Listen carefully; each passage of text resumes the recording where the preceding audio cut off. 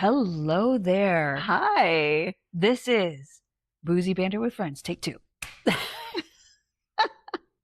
We've already recorded once and It didn't work.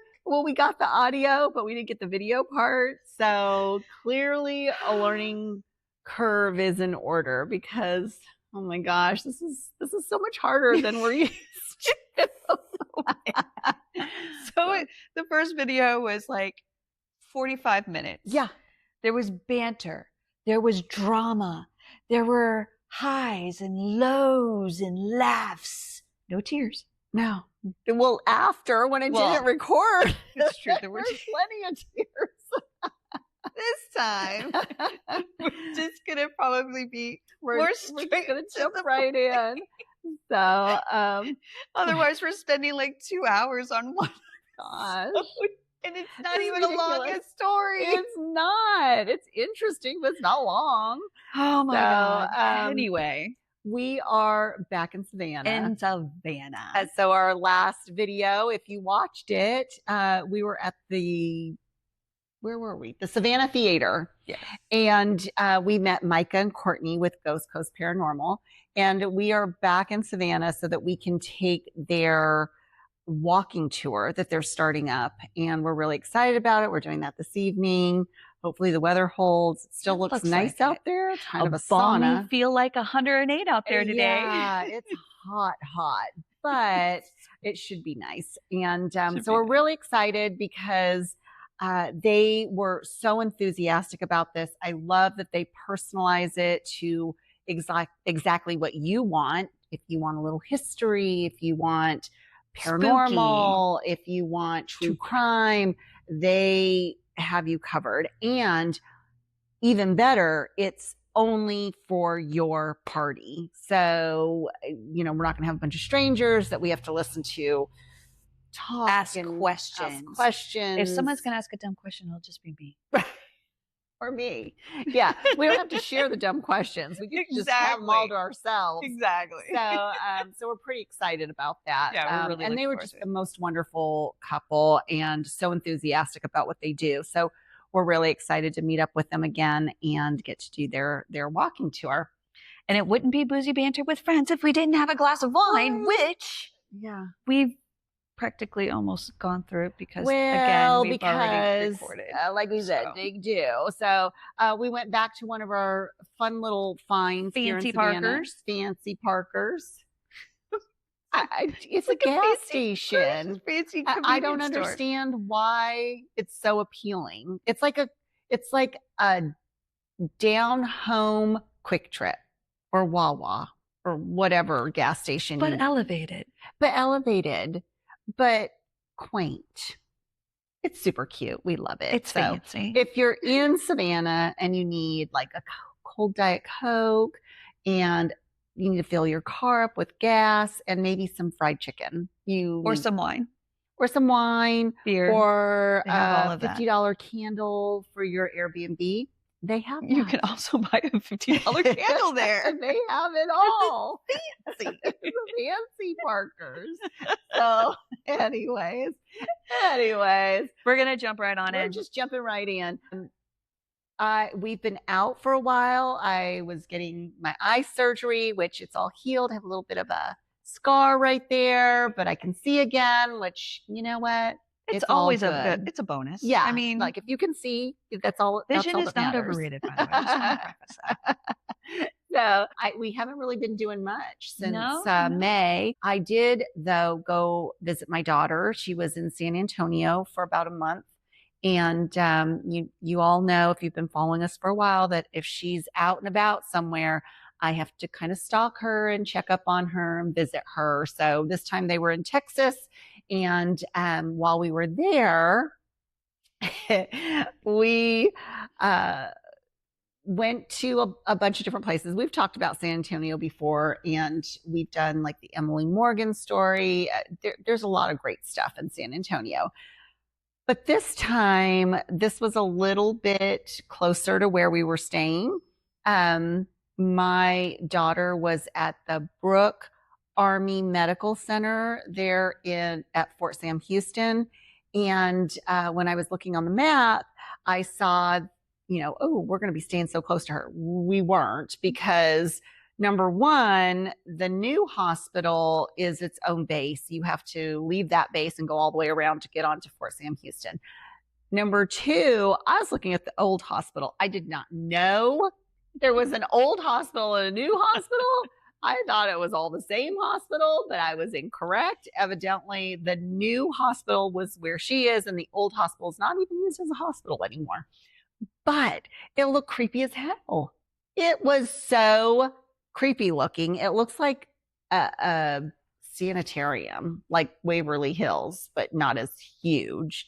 And so, of course, I had to Google, is it haunted? Because when I see creepy old buildings, that's a first thought. Yeah, I always want to know. As it should be. As it should be. Now, what I did find out is that Fort Sam Houston has been around for a really long time.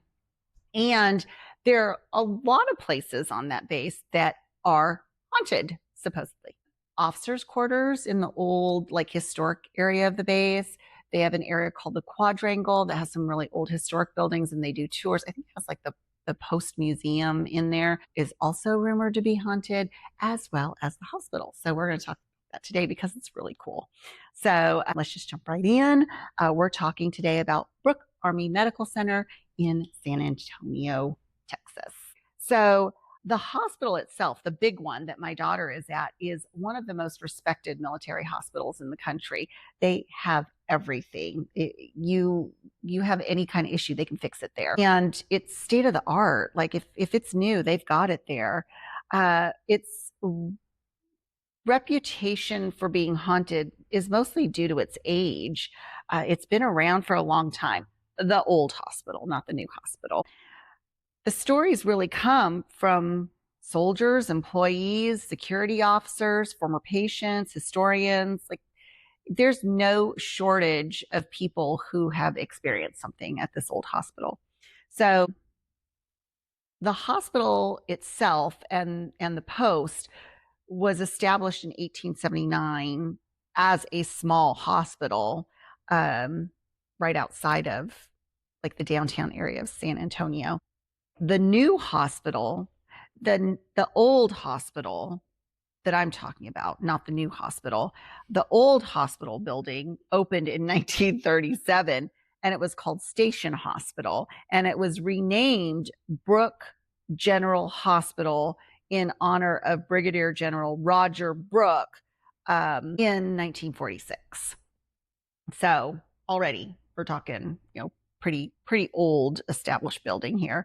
It expanded into multiple buildings throughout World War II to care for thousands of wounded servicemen.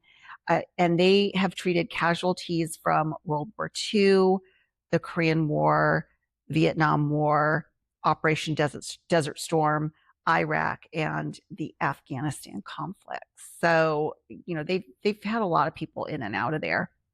They became internationally recognized for burn treatments, trauma medicine, reconstructive surgery, and rehabilitative medicine. So, clearly they are very well trained in treating service members, Mm-hmm. So it's state of the art. So in 1996 is when the new hospital opened, and that's where my daughter was working this summer. So the original Art Deco hospital was converted into U.S. Army South headquarters soon after the relocation. I wasn't just making it up when I said, hey, this building looks haunted. There is a reason that people think that when they see it, because it looks creepy. But if you ask around, you're also going to hear that it is creepy and supposedly haunted. Supposedly. So, thousands of patients have died inside the hospital over the multiple decades. What are we talking, 80 years since the hospital was taking in patients. So during wartime, they had round the clock staff just continuously treating patients. There were numerous operating rooms, psychiatric wards, intensive care units, and morgue facilities throughout the building. It has a long history of grief, trauma, and emotional experiences that have created this foundation for paranormal legends. Well, that's what they say. Yeah. They say a lot of trauma and emotional distress is a big factor in hauntings. Absolutely. So what is the reported paranormal activity? It's the usual, like there's nothing out of the ordinary. Disembodied voices. Absolutely. So shadow figures, employees report seeing dark figures standing at hallway intersections. So do you remember when we went to Waverly Hills? Yeah. And they would like have those, like where the stairs are, whatever. That's where they report the most, dark figures. I don't know that I would be able to identify a dark figure. Or just like a shadowy corner. Yeah. Is it a dark figure or is it a shadowy corner? I don't know. I don't know either. So they do have apparitions that disappear when approached, and witnesses often believe someone is nearby before realizing nobody is there. I don't like that. That's an unsettling feeling. That's just unsettling. But you could go in there hearing all the things and then kind of like hype yourself up. Right. And then you're creeped out already. So when you're like, oh, I'm all alone. Like you get that creeped out feeling. So which one is it? So there's also reports of phantom footsteps, heavy footsteps that are heard in empty corridors. Usually this is heard after hours, which I think is interesting. It's the security officers that normally describe hearing footsteps, and then they follow them thinking they're hearing people, but then there's nobody there. That's weird. That's a little weird. Yeah. Same with disembodied voices. There's whispering heard from vacant offices, conversations that come from empty patient areas, as well as voices calling out names, but they can't find who's saying them, which is weird. That is a little weird. Yeah. That is. So this is a huge building, and even though it is being used as administration space, not every space is occupied. There's a lot of vacant areas of this old hospital that are being unused. So that leaves a lot of empty space for weird things to happen and things to go bump. Yeah. Another thing that happens, which we hear quite frequently, is doors opening and closing. We hear that in a lot of these empty buildings. Mostly it's the slamming shut without explanation. Even when they've taken into account any type of drafts or anything. It's nothing like that. There's nothing that could produce that big of a breeze to slam a door shut. And those hospital doors, they're not light either. Exactly. They're kind of hefty. So the elevators malfunction quite often, meaning not that they stall, but that they're constantly going with no rhyme or reason to it. Nobody's pushing the buttons. They're opening on floors that are vacant. That would be kind of creepy. Yeah. They're coming down nobody's pushed a button, up or down, and they're just opening and showing up. And that's a little weird too. I think it'd be weirder to go in and you press a button and it takes you to a floor that's empty and it opens doors. That would kind of freak me out. That would freak me out too. I'd be like, what the fuck? Mm-hmm. So cold spots. I mean, again, is it because it's an old building? They are reporting sudden drops in temperature, but in specific hallways, as well as certain rooms that are unusually cold regardless of the season. Now, I had read that this was even during the summer months, which are extremely warm in Texas. And so to have these cold spots is kind of unusual because it should be really hot. Yeah. So I don't know. Yeah. Like our Airbnb. It's not sweltering in here, but you can't get it down to chilly. You cannot. can't get it to chilly. It's to just be fair, it's like 75. It's not like it's boiling in here. It's comfortable. It's I know. A comfortable That's temperature. what I mean. It's just like but you can't get it any cooler, but it's not getting any hotter. Like it's not dipping down into the 60s. So to have like if we walked spots into the bathroom right now and you could see your breath, that's a problem. I'd be like, hey Trisha, we got a haunted place here. You booked a winner. Right. I've only read about one haunted Airbnb here in Savannah. I think it's called Laura's Cottage. Like if you Google it, Laura's Cottage, Savannah, it should pop up and it's supposedly haunted. The reason I haven't booked it is because we normally stay multiple nights. And I'm like, but what if it really is? And then we book it and then we're stuck there for like 3, I'm not taking any chances. But what if it isn't? And what if it isn't? It looks really small and dingy. I shouldn't say dingy because I haven't really stayed there. Dark. It looks really dark. And I don't want that either. But you can see this is very bright. Yeah. Very open. Yeah. And we've got a little porch outside. It's just, we like the sunlight. And so I'm not staying in some basement apartment.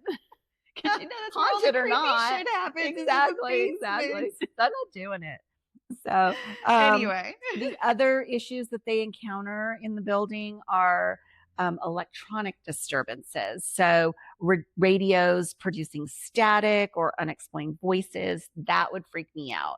Like we've heard, what are those things called? The REM pods. REM pods that like cycle through the radio to pick up, and they try to piece it to make it sound like something. Like if I heard that coming out of something that's not supposed to be doing that, I'd be a little freaked out. Oh yeah. Yeah. So lights flickering, computers activating unexpectedly or flickering, and motion sensors triggering with no visible movement. Now, that's weird too. That is weird. Could it be a bug? Could it be a rodent? Maybe. Could be. Like they're small, like maybe, their movement got picked up, but whoever's watching it couldn't see it, possibly. Could be. I don't know. Like that's electronic stuff weirds me out, mostly because I don't understand it. Right? The second time. I know, exactly. So if this started flickering, if it started talking to me, I would be a little freaked out. My face would be like, what the fuck is happening? Exactly. Well, you would just go tap on it or something. I would not. Like, what's wrong with this? So there are stories about hauntings there. And one of the oldest is about the phantom nurse. She's described as a woman in a vintage army nurse uniform. And we had to Google that because I'm like, what does that mean? Is she wearing like a uniform? White. It's that typical white, like you see from hospital the 40s. Dress. Yeah. With like the white sneakers. Like Nurse Ratched. Yes. Yeah. That was the typical, and like in the 40s, that's typically what the hospital nurses wore. So they say she walks quietly through the corridors, and you'll catch a glimpse of her like going around the corner. You just kind of see her scooting around. They've never figured out who it could possibly be.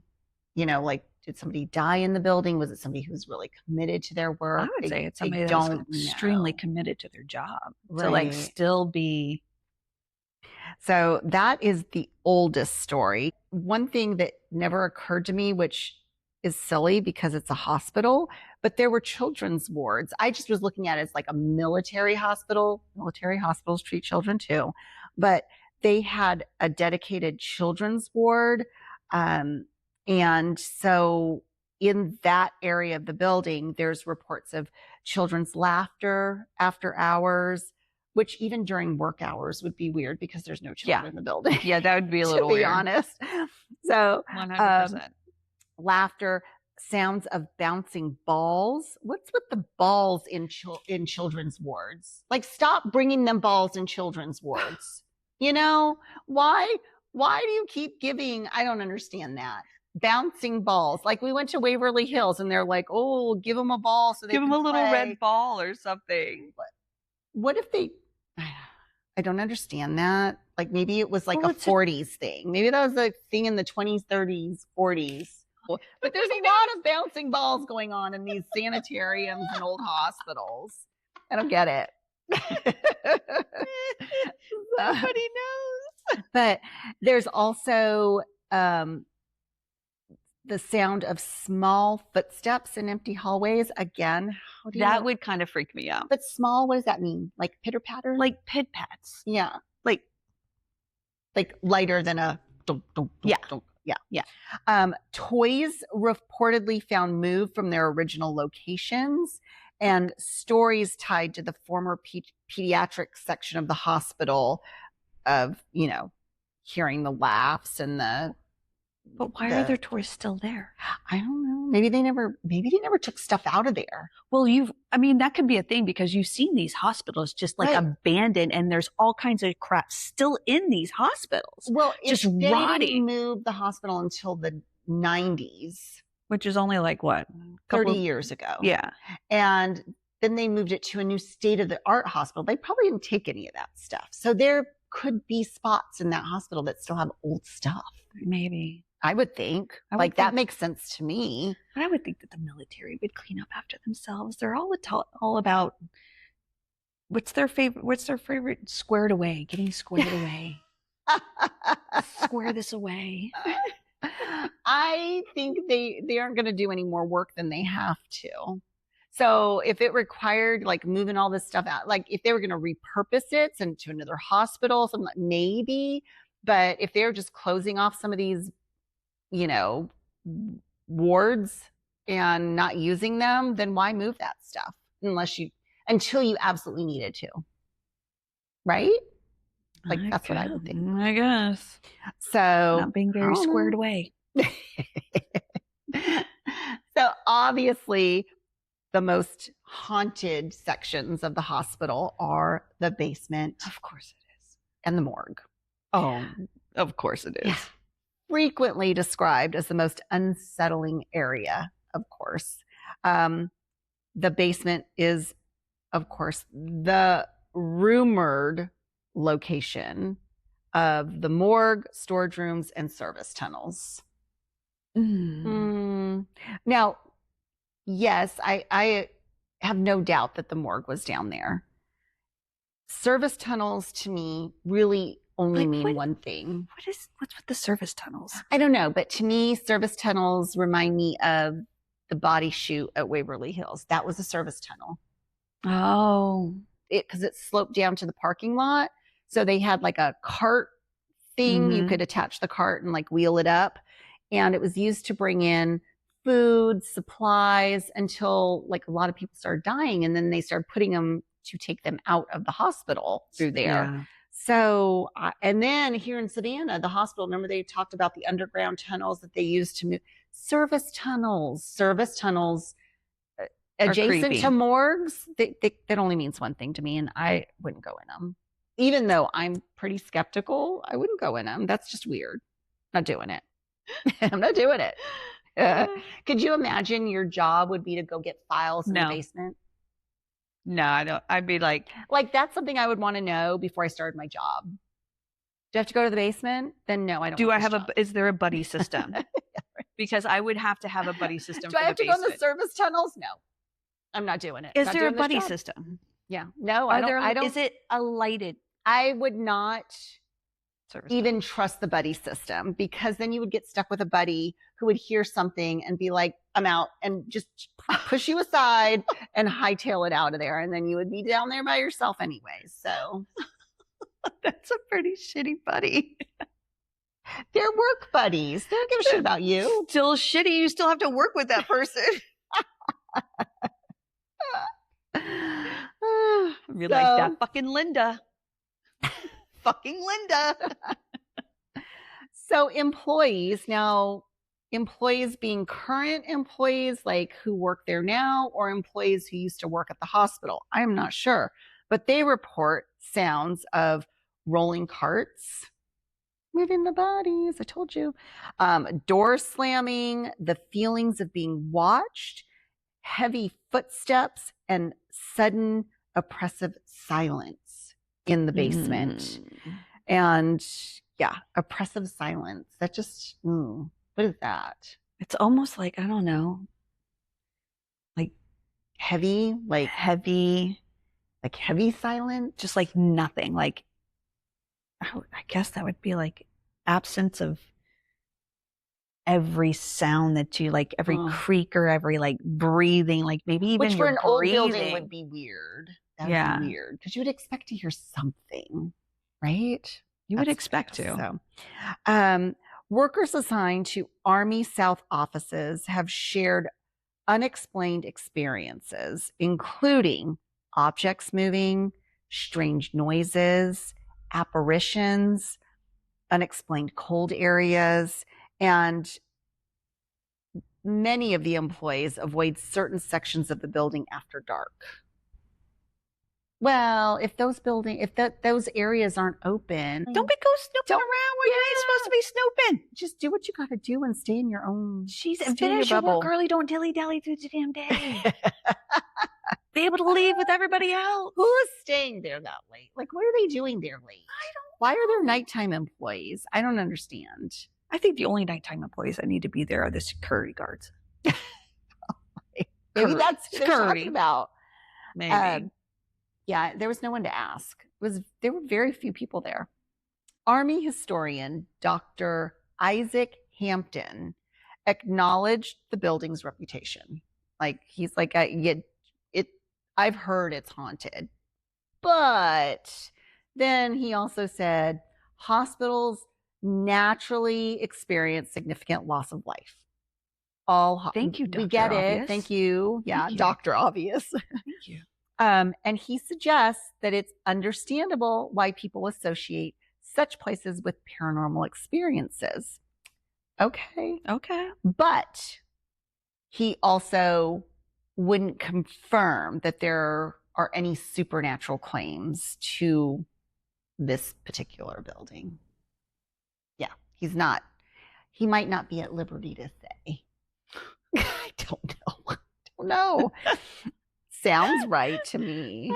Yeah, I mean, when you put it that way, that sounds right. Maybe the Army's like, you are not allowed to say it's haunted. Don't He's you like, dare okay, tell it's haunted. I mean, if you think it's haunted, that's on you, but I can't tell you it's haunted. Maybe that's what I can confirm nor deny such tales of hauntings.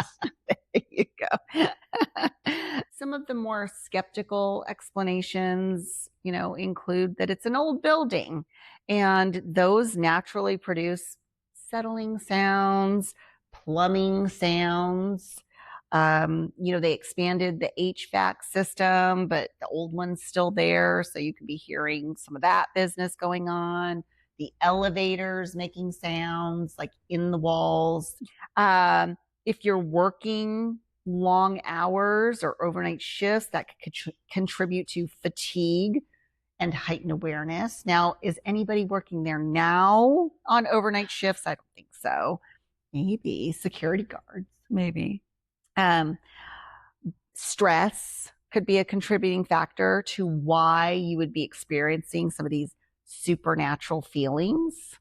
I don't know. Yes. I don't think so. I think that if you are in there and you think you feel or hear or see something, that's what it is. It's not because you were working long hours or because you were stressed out that day. When I'm stressed out, I don't start hearing voices. I'd go to the doctor if I did. I'm just saying. So, just saying. If I start hearing voices when I'm stressed out, that would be literally all the time. I would go That'd be like, that's it, I'm going. For something. Right. But these ghost stories have been around for decades.